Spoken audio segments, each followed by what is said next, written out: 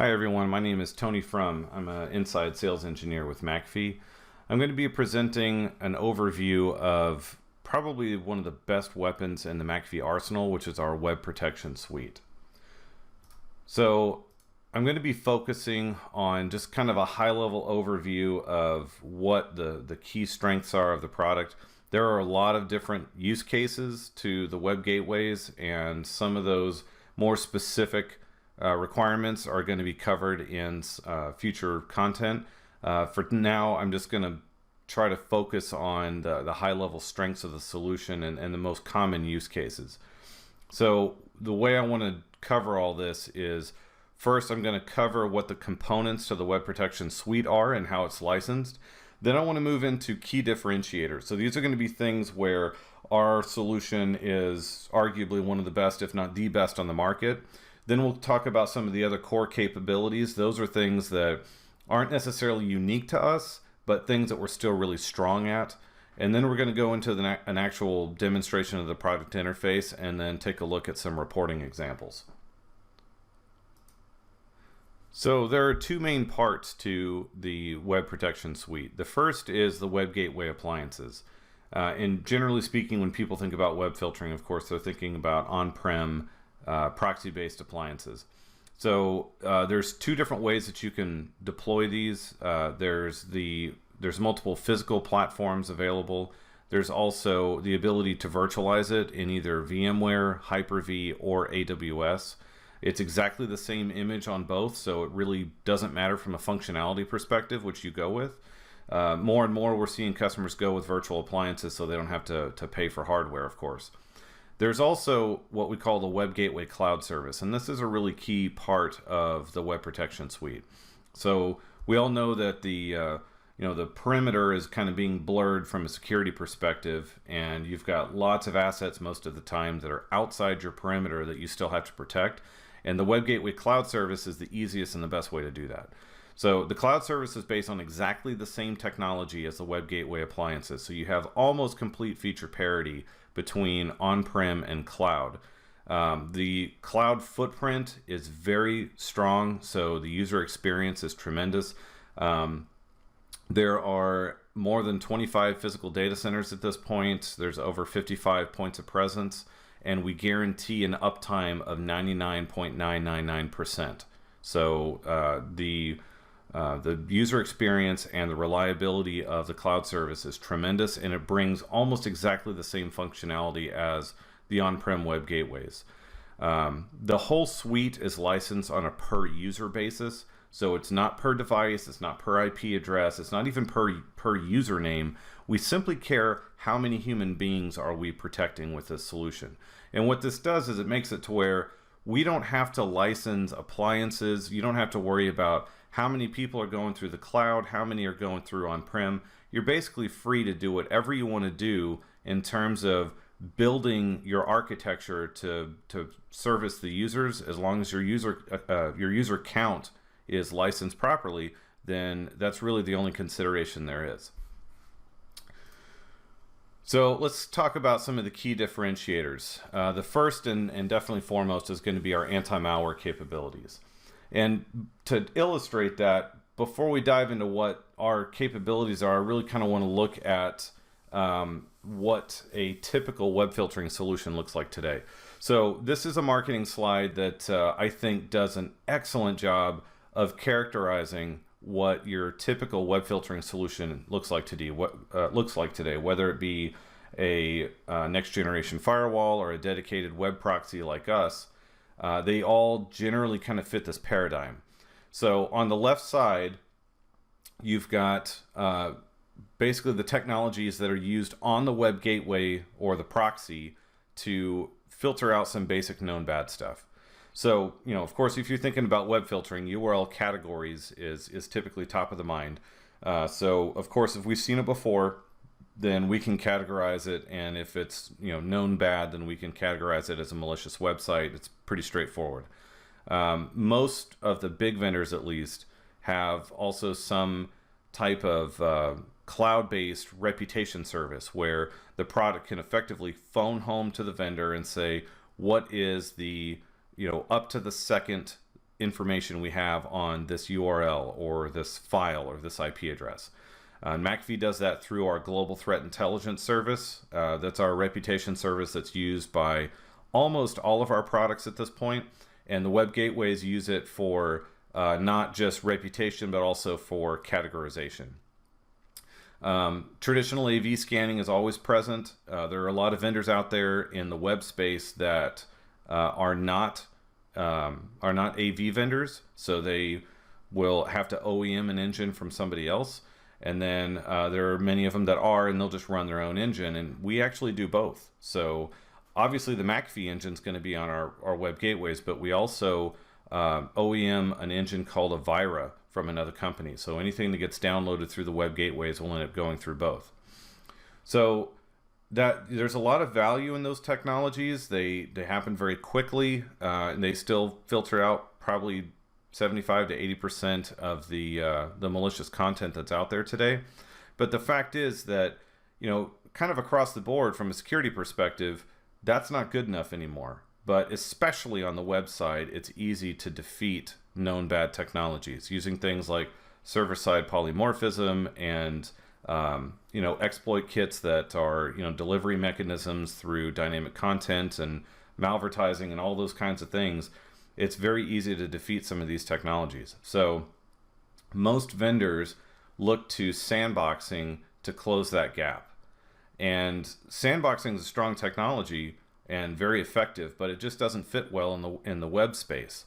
When you're talking about web filtering, you can't spend 2 minutes for every unknown file with a dedicated on-prem sandbox. And a lot of vendors in the web space actually use a cloud-based sandbox, in which case you might be looking at hours to get a response, in which case you have to let the file through to the user. And that's a non-starter from a security perspective. If a file gets let through to the user and you get notified 4 hours later that it was malicious, that does you almost no good from a security perspective. So McAfee has an engine that we use called the Gateway Anti-Malware Engine, or you'll hear me call it the GAM engine. And the GAM engine is not technically a sandbox, but it really is kind of geared towards filling the shoes of a sandbox. So it's similar to a sandbox in that it does behavioral analysis and it tries to find unknown threats based on what they do. But its method of doing that is slightly different. So a sandbox actually executes code in a full virtual machine, whereas the GAM engine emulates code. So the best way I've heard it characterized is we're effectively pretending to run the code. And that allows us to predict what it's going to do on the network, on disk, and memory, and then based on its perceived behaviors, try to convict. The advantage of doing this is, first of all, we do it on the web gateways. It's not a separate appliance, and we do it in the cloud, so we can offer that to offsite users. But the most important thing is this happens in just a few milliseconds. In fact, in most cases, it's faster than a traditional AV scan. So users are not going to be impacted by the experience, and they will not get these files before they're analyzed. And the detection rate of the Gateway Anti-Malware Engine is pretty tremendous. And you don't have to take my word for it. You can go look at any third-party analysis. They will always call out this Gateway Anti-Malware Engine as being one of the best and most important capabilities of this solution. Now, that being said, despite the fact that I've been sitting here saying that sandboxing doesn't work in the web space, McAfee does have a couple of different sandboxing offerings that the web gateways will work with. One of them is called Advanced Threat Defense, or ATD. That's an on-premise appliance that is either physical or virtual. And then there's also a cloud-based offering called Cloud Threat Defense. But the way we integrate with those sandboxes and some of the other offerings we have with our product portfolio really make sandboxing a little bit more realistic in the web space. So there is a more kind of ecosystem type approach that you can take with the web gateways and the sandboxing. So for example, if you have us on the endpoint, then using another solution we have called Threat Intelligence Exchange, or TIE, we can have the endpoints and the web gateway share intelligence with each other. So if the web gateway comes across something we've never seen before, then through the TIE service, we can submit a copy to one of the sandbox offerings. And so if we get a conviction from the sandbox, then the web gateway is not the only one to learn about this. If the sandbox comes back and says, yep, that was a bad file, then the tie service will then push that update to everything in the environment in real time. So what this offers you is the ability to say, okay, if web gateway goes through all of its checks, including the gateway anti-malware engine, and we're still not sure about whether or not that file is safe, then we can submit a copy to the sandbox, but rather than making the user wait for it, let's go ahead and allow the file through with the knowledge that if the sandbox convicts the file, we can tell the endpoint to kill the process immediately. Every bit of this is automated. So this allows you to take a little bit more of a realistic and feasible approach where you bring sandboxing into the web space and don't impact the users too tremendously, and still have some security advantage in that you can kill the process on the endpoints if it does end up being convicted. And then by the same token, through the Threat Intelligence Exchange service, if an endpoint or some other part of the architecture has seen the file before Web Gateway, then Web Gateway gets updated. So basically the reverse of what I just discussed. So if an endpoint sees something and submits to the sandbox, then the Web Gateway learns about that, which extends our known bad filtering as well. So if you consider especially the architectural approach with Threat Intelligence Exchange and the sandboxing options, including our visibility on the endpoints and perhaps other perimeter capabilities, our anti-malware technology is really kind of unbeatable. There is also a very tight and seamless hybrid integration. So the integration between the on-premise web gateways and the cloud is almost transparent, not just from the user's perspective, but even from the administrator's perspective. So because the cloud is based on the same technology, the policy that you use on your web gateways will just almost directly port into the cloud in an automated way. So you will look in your web gateway interface and build a policy, and then you can push that policy up to the cloud. It's as simple as checking a box and putting in your username, your password, and your customer ID for your cloud account, and the entire policy can be then mirrored up into the cloud. And then the users will dynamically switch between the on-premise web gateways when they're on site and the cloud when they're off-site, and they get the same technology, they get the same policy, they get the same user experience one way or the other. So it's very transparent from their perspective. And then the reporting is also unified. So when you run a report, there's going to be a single database that will have all your data for both the cloud and your on-prem web gateways. So even as an administrator, when you're trying to report on users' behavior or what your web data looks like, then you get to see it all in one place. So it becomes almost irrelevant from your perspective where the traffic is being filtered. And with that comes the flexible deployment options. So for on-prem web gateways, I already talked about the fact that there's physical and virtual options.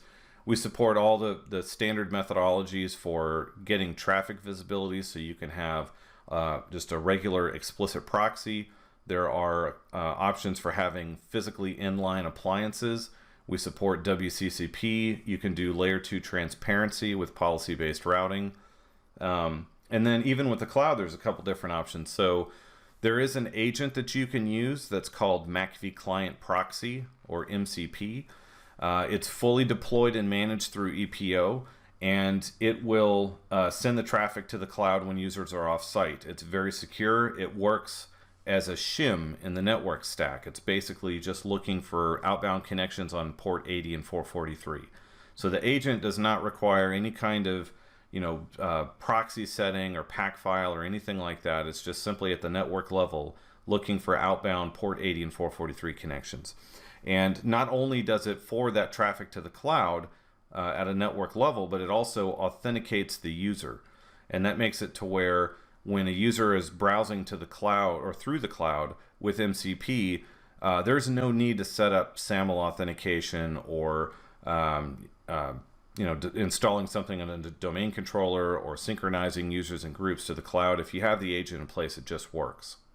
Now, that being said, there is the option, if you don't want to use the agent, or if you need to filter unmanaged assets, then you can use a site-to-site IPsec tunnel from your firewall to pipe the traffic into our cloud data center from, say, a guest wireless subnet.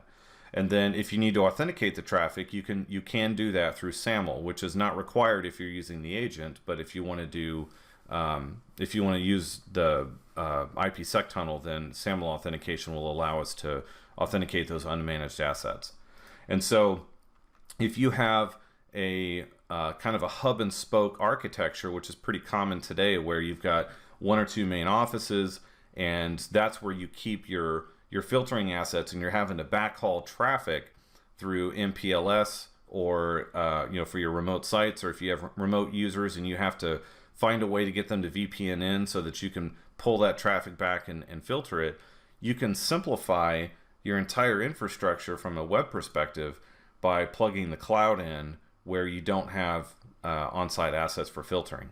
And so, a lot of people are moving towards a flattening of their network, and this is one very, very easy way to do that doesn't really cost you anything from a technology or functionality perspective. The next part is definitely my favorite, and I think this is probably true for most customers that use this product, and that's the policy engine. The policy engine on the web gateways is as granular as you can get. I would say that the policy engine borders on being a scripting language. And what I mean by that is you can set the logic to do anything you want to do, to the tune of actually setting variables and basing your logic on those variables and being able to manipulate them. And so you can basically do anything that's technologically feasible with very, very few exceptions. And so the reason I like that is the fact that whenever a customer asks me, hey, can I do this? I almost never have to say no. There's almost always a way to make it happen. Now, that being said, a lot of customers don't really care about having that kind of granularity, or more importantly, having to learn something that has that kind of complexity. And so there's actually two different interfaces for the policy engine. One of them is a more basic interface. It still probably addresses 95% of the use cases out there. It's very simple to understand and is really no more complicated than any other product out there. But then on the flip side, if you run into a situation where you say this basic interface doesn't really do exactly what I want it to do, there's some particular way I want to do my filtering that this just doesn't allow for, then you can drill into the more advanced interface on a per feature basis, basically, and say, in this particular case, I need to drill in and actually build the logic to do exactly what I want. And with that comes the ability to really have complete control over how we do our filtering. So those are the key differentiators. Now we're going to get into what I would refer to as core capabilities. These are things where we're very strong in the market, but I would say that they're not things where we could really say that no one else is able to do this. The first one is application control. So when you think about web filtering, generally speaking, people think about URL categories. But the fact is that URL categories is really a fairly limiting technology in terms of what it's able to do. So URL categories, there might be, generally speaking, somewhere on the order of 100 to 105 categories on your average web filtering solution. And so it doesn't give you a lot of granularity in terms of what you're doing, or really a lot of visibility into what's happening. So for example, if you look to see what somebody's doing with their web traffic, you might find that they spend a lot of their time on social networking. Well, it doesn't really tell you a whole lot. Or they, if you're looking at bandwidth, you might say, oh, they're a lot of their bandwidth is personal network storage. But that, again, doesn't tell you very much. So with application control, instead of using these broad categories, we have signatures, kind of like a application level firewall, that allow us to identify web-based applications based on the actual communication going back and forth. So it's not necessarily tied to a domain name or an IP address. And just to kind of put some numbers to it, there's over 6,500 of these signatures, which is a far cry from the 100 and some odd categories that we have. So that gives you control over things at a significantly more granular level. So for example, if you're trying to control what people are able to do on Facebook, you're not stuck with just, blacklisting Facebook.com or, blocking the entire social networking category. You could say, for example, I'm okay with people going to Facebook, but I just don't want them spending all day on Facebook chat. And so I can go in there and block Facebook chat. And now there's not a big ugly red X on the screen. They just simply don't have a chat window. And so you can start having more granular policies in that regard. Or another example would be if you start moving some of your services to the cloud and you say, okay, we're sanctioning OneDrive, for example, and that's what we want our users using. Well, now I need to implement a policy to control other applications out there. So I might say, well, you can go to Dropbox, but only to pull something down. If someone's sending you a file and they send you a link to a file in Dropbox, I'd like for you to be able to get that. However, I do not want you to be able to upload something or edit data, because I want to make sure anything that we're putting up into the cloud is going to OneDrive. And then I might further control it by saying, we're only going to allow OneDrive for business, not personal OneDrive. And in addition to that, it's not just being able to control things in the policy, it's also what shows up in the reports. So the reporting is enriched by this as well, which kind of brings me to my next point. So reporting is something that tends to be kind of a weak or an Achilles heel, if you will, to web filtering solutions today. And we take all of our data and plug it into our main management platform, ePolicy Orchestrator, which has a very granular and very simple to understand reporting framework. Now, a lot of vendors out there today will give you the ability to create your own charts and tables, and if you're lucky, they might actually be drillable, and we do all that. So I don't really think those are necessarily differentiators, although some vendors don't do those things. But I think one of the most important things is the ability to customize the data that we record. So if there's some data point out there that you want to be able to see that we're not recording by default, we can add that.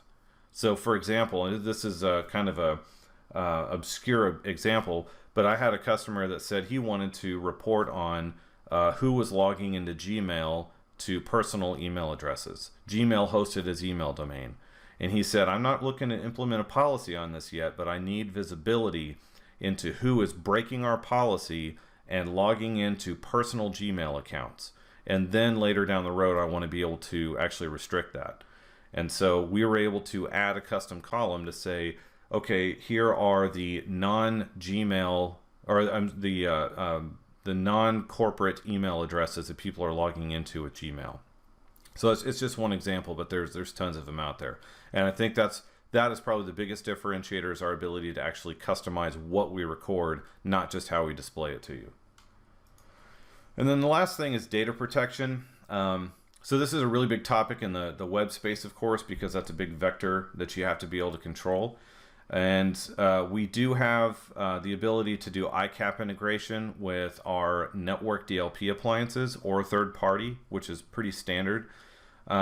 We also have the ability to act as an SSL tap. So if you have something that's monitoring the network that you have hooked into a span port on a switch, for example, you can't see encrypted traffic, and that's that the percentage of traffic that's encrypted constantly grows.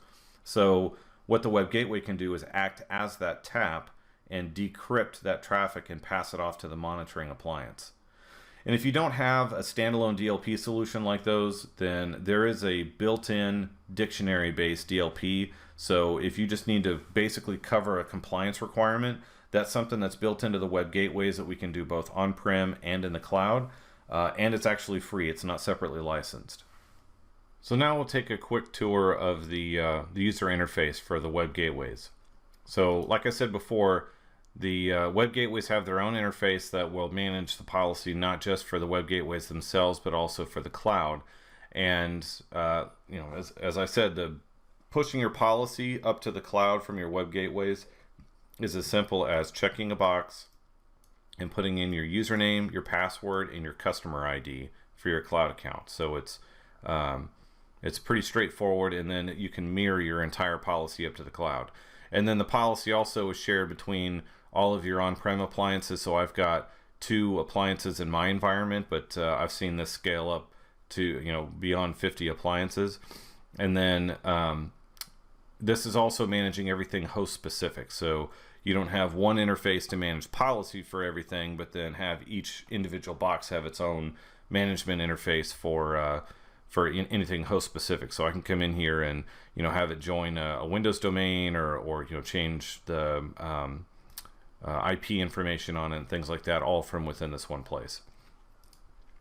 So this is the policy that's shared between the web gateways and the cloud, and it's a modular interface. So you'll notice up here that I've actually got a couple of parent containers here, one for reverse proxy. So this is where I'm actually protecting one of my internal web servers from external clients, and then my forward proxy policy, which is kind of the typical use case where you're filtering outbound traffic from your client machines.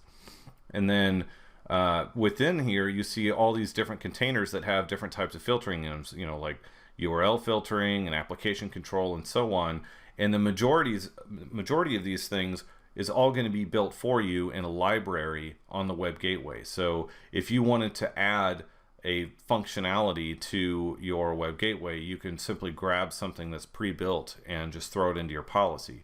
And you can kind of containerize everything as you need to and move things around so that you control what takes precedence over what, and you can kind of compartmentalize and granularize your policy into different parts of the business as you need to.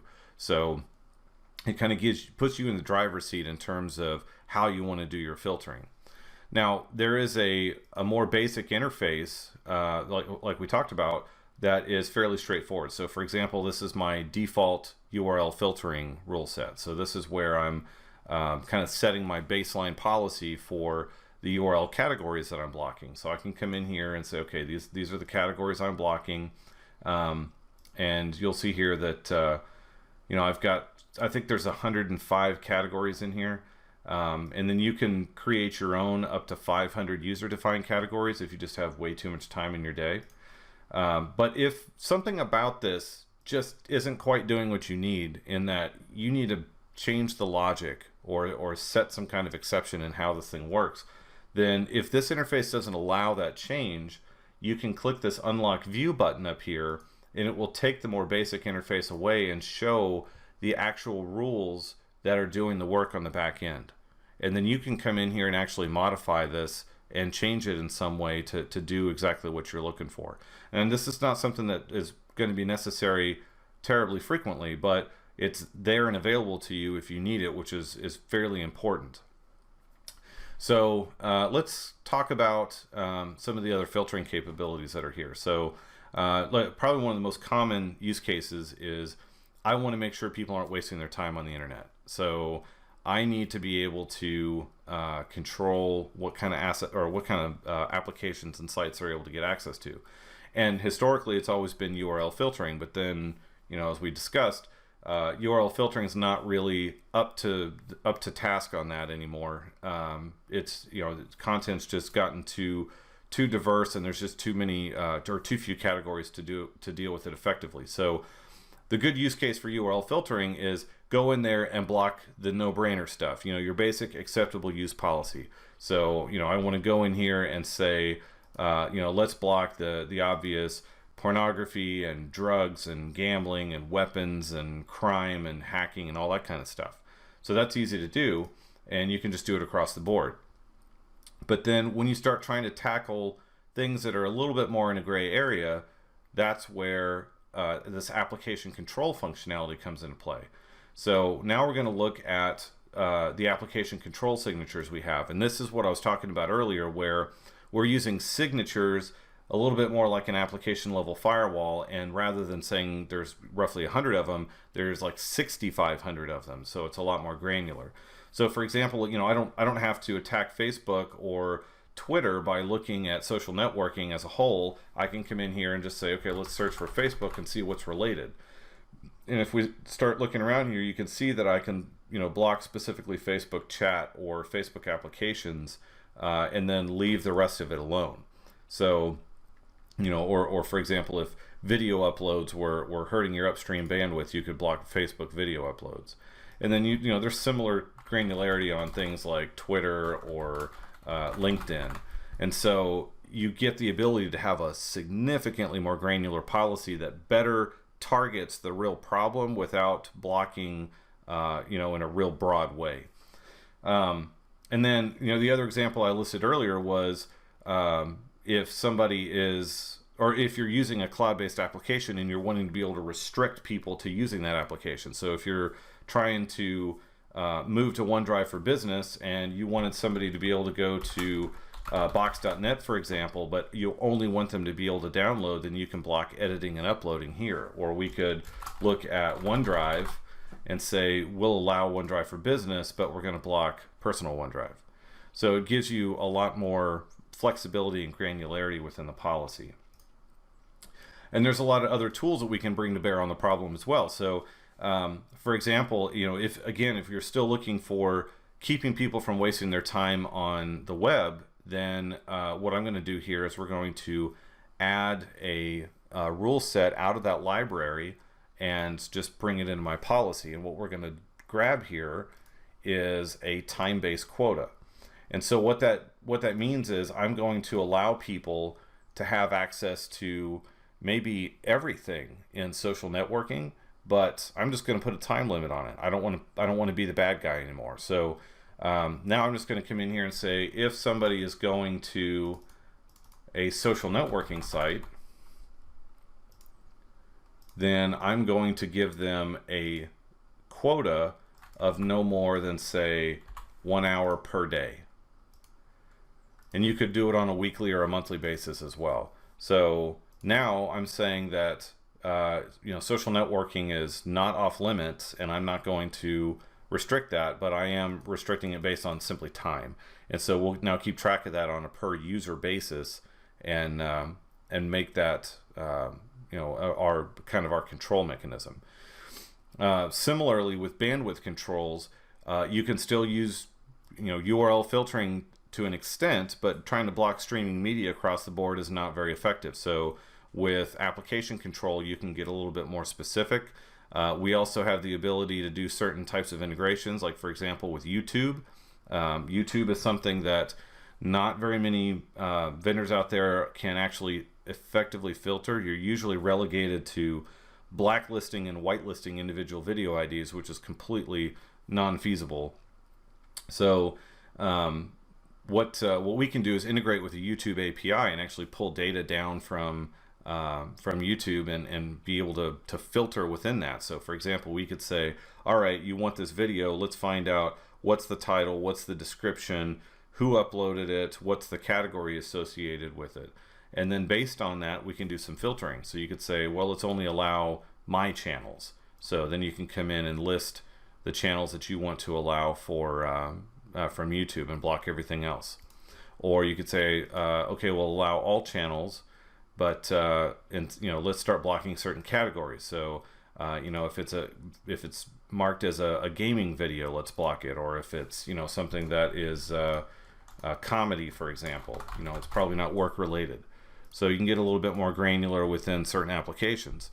And then just like we were talking about with the quota, which we just added here, this is a time-based quota. You can also add a volume-based quota and say, okay, you can do whatever you want to do on streaming media, but if you use up, say, more than a gig of my data in a day, then I'm going to block you. And then even another approach that you might take would be to use a feature we have called bandwidth control. And I don't have this configured at the moment, but effectively it's more like a QoS type of approach, where you can say, I'm going to define different buckets or classes of data and allocate certain amounts of bandwidth to them. So you'd say, for example, here's a very high priority set of applications that are going to get a minimum amount of bandwidth, say 70% of my total internet pipe. But then I've got another class of applications that are very low priority that can't use any more than say 30% of my total bandwidth. And so if there's no contention, we'll just leave it alone. But as soon as you get into a situation where your internet pipe is starting to get saturated, then we'll start actually taking those low priority applications and throttling them down dynamically and reserving bandwidth for the high priority stuff. So we'll start throttling down your Netflixes and your Pandoras and start giving priority to your Office 365s and your G Suites and Salesforce.com and that kind of stuff. So like I said before, there is the ability to do DLP scanning. So there is a built-in DLP functionality within the web gateways. So you'll see here that there's some dictionaries for your typical compliance legislations like HIPAA and PCI and SOX. And then you can come in here and edit these and determine which of the dictionaries you want to use. So these are all PCI specific dictionaries. I might want to add in some basic North American PII, for example. So you get a little bit more control. You can also build your own dictionaries. These are built in for you, but if you want to take it to the next level and add your own, you can do that. What I'm currently using is an actual integration with McAfee network DLP. So I'm effectively offloading my DLP scanning onto our full-fledged DLP solution, and then that platform is really doing the scanning and making the determination, and Web Gateway is just becoming the eyes and the ears for that. The last thing I'm going to show you is the reporting piece. So the reporting is all done through ePolicy Orchestrator, which is our management framework. So this is my EPO server, and what we're looking at here is a one of the canned dashboards that comes with the product. You can build your own dashboards on a per person basis, so each user or administrator can get their own kind of look and feel to the how the data is presented.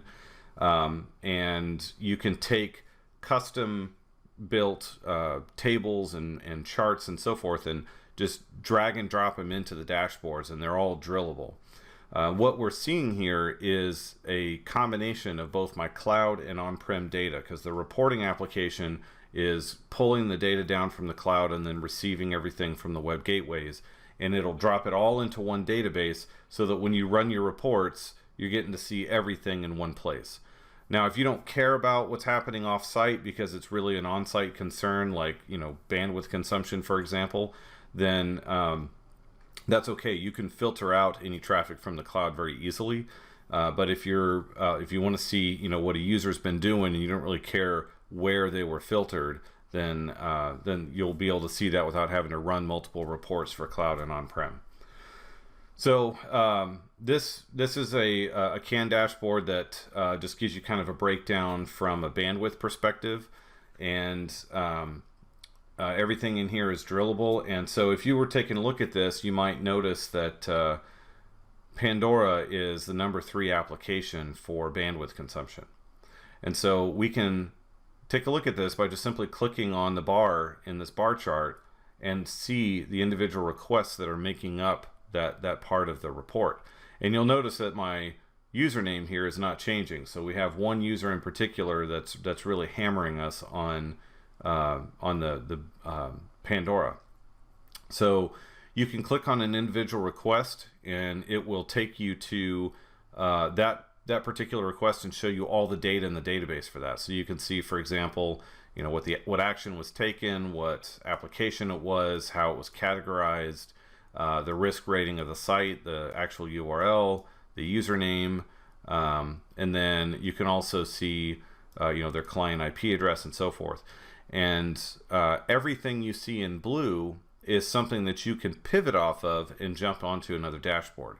So you could say, for example, okay, well, what else is going on with this IP address? Let's jump to an IP analysis dashboard that'll give us more of a breakdown of what's going on with that particular IP address. So for example, over here, I can see the web-based categories and then what users have shown up from this IP address. And then I might actually say, you know what, for example, this IP is in a DHCP scope, so maybe I need to further filter this down to make sure I'm looking at what I think I'm looking at.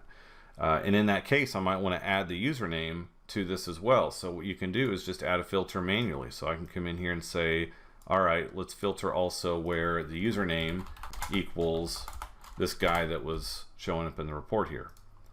And so you'll see up here, I now have 2 filters for all this data. So now I know I'm looking at this guy's traffic. And if we take a look here, sure enough, internet and radio is his number 4 category. And so you can continue to kind of drill into what this guy's doing and get a better idea of what the situation is. And the same thing is true from a security perspective. So if you were to look at the security overview dashboard, you might run into some situations where you're finding a lot of high-risk websites that people are going to, and things like that, or malicious downloads. So you know, you can kind of wade through the data and figure out where your security risks are as well. I'd also like to just kind of run you through creating your own table or chart, so you can kind of see what that process looks like. So we're going to jump over here to queries and reports, and we're going to create a new query and run it against our web data here, and we're going to do a detailed report. And basically the first step is just figure out what you want your chart to look like. So you can do various different bar charts or pie charts. Bubble charts are available, and then you can also do line graphs, so you can see things over time. You can just print data out in a table, or you can even summarize stuff in a table in a hierarchical view. So just as an example, you might say, you know, who are my top 10 users for bandwidth consumption, and what categories are they spending their bandwidth on? So we might come in here and say, okay, let's do a stacked bar chart, and I want each stack to represent a username.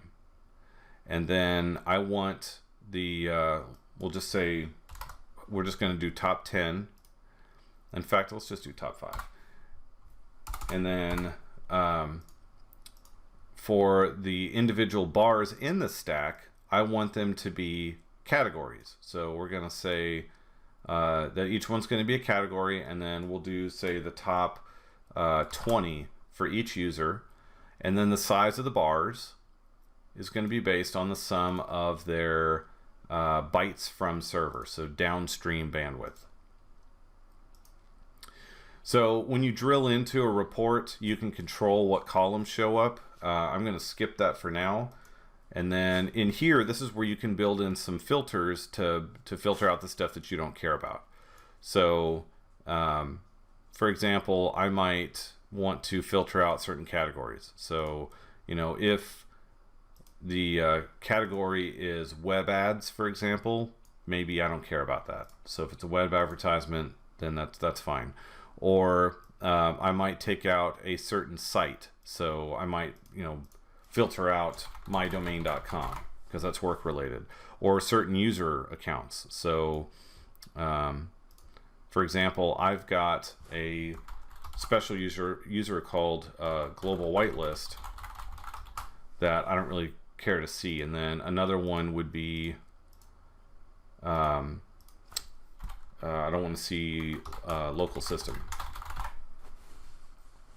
So I can save this report or this chart, and I can use it in a dashboard, or I can just real quickly run it to see what it looks like. So you can see here is my number 1 user. Here's number 2. I need to go back and edit this to remove local system. So we'll just take this and modify it, and then I can run it again. And so now I've got my top 5 users, and then I can see each one of the categories that they're going to and the amount of bandwidth that they've spent on it. So here's my number 1 user, and his number 1 category is for content server, and then so on down the list. So you can then take this, save it, and then put it into a dashboard. You can also put it into a report. So the same charts and queries can be used not only in the dashboards for the administrators to review, but also in reports that users can, or that you can use to send this data out to someone that doesn't have access. So you could say, for example, here is a report that I've thrown together that just kind of summarizes what a user's been doing. And when HR comes to me and says, hey, we're investigating a certain user and we need to see what they're doing, then I can come in here and just say, okay, I've already created some tables and things that break down what a user's been doing and kind of visualize it. And then, maybe farther down the report, I've got some more low-level details so that they can make a strong case. So I've already kind of built how I want it to look. And then when someone calls me and says, hey, I need a report for a certain user, then I can filter it at runtime and say, okay, here's the username for the person that they want to investigate. Hit OK, and then it will run this report for me and spit it out as a PDF file that I can then send off to them. So then I can come in here and open this report and see, okay, here's what he's doing over time. Here's a breakdown by category, for example, and then here's all the low-level details for each individual site. And then you can also schedule these. So this is a more on-demand example. You could also build a report to just show a breakdown of what does my bandwidth look like, or are there any security concerns right now, and then schedule that to be sent out on a daily or weekly basis. That was a really quick overview of the basic functionality of the Web Gateway appliances and the Web Protection Suite. I really appreciate your time in listening to this. If you have any questions, then please reach out to your account manager and we can schedule a call to have an engineer either answer any questions you may have or discuss in further detail any use cases that you may have. Thanks again and have a good one.